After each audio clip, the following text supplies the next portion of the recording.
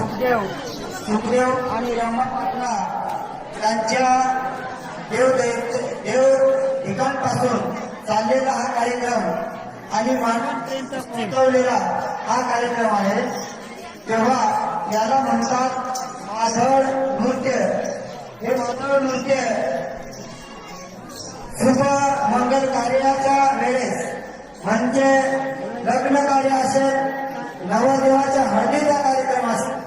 त्या हळदीच्या कार्यक्रमाला हा माधव नृत्याचा माधवाचा तमाशा केला जातो। याच्यामध्ये सोंग नाटक दाखवली जातात आणि त्याचबरोबर नवजात मुलगा किंवा मुलगी जन्माला येते आणि जन्माला आल्यानंतर त्याच्या 5 दिवसावर त्याला 5वी कुंदन होतं आणि 5वी कुंदन झाल्यावर त्याच्या पुढील आयुष्याला त्याचं सुख समृद्धी लाभो याच्यासाठी हा माधव नृत्य त्यावेळेस त्याच्या जागरणासाठी केला जातोय। आणि होळी जेव्हा होते, होळीचा सण येतो आणि होळीच्या सणाला जेव्हा होळीला अग्नी लावली जाते, त्या अग्नीच्या अगोदर, अग्नी लावायच्या अगोदर हे माधव नृत्य त्याचं गायन त्या होळी देवतेचं पूजन करून आणि होळी प्रज्वलित केली।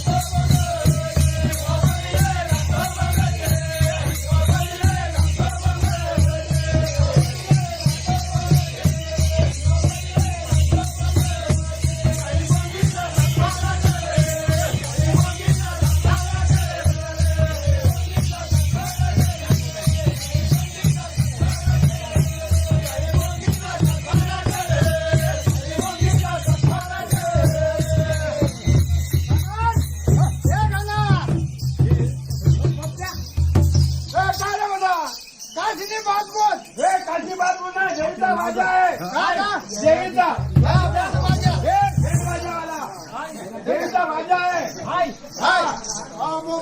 आम्हापाशी डिझाईन काय बेंड हे डीजेवाला ना हे आदिवाजाचा हा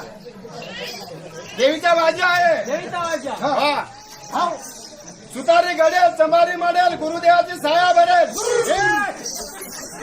हे गुन्हा चेष्टा करायचा नाही चेष्टा नाही करा चेष्टा करायचा नाही हा चेष्टा केल्यावर हाय हा काय करताय हाताला फोडा गेला तर हात बुडून जाईल पायाला फोडा गेला तर पाय बुडून जाईल आम्ही मोठली डफडा फोडू हे दगडावाला चेष्टा करता देवीचा बाजा आहे असा हा मग फोडून गेला कोण तुम्ही फोडून घ्या हा फोडून घ्याल पाठवून ती हे फोडून पण दे. चेष्टा करायचं नाही याला फोडून एक धुमा ते फोडून घ्या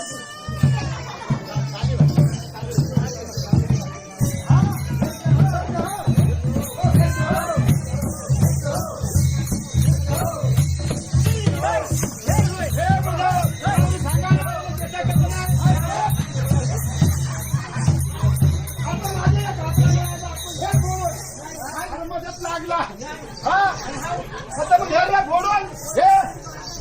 ती फोडून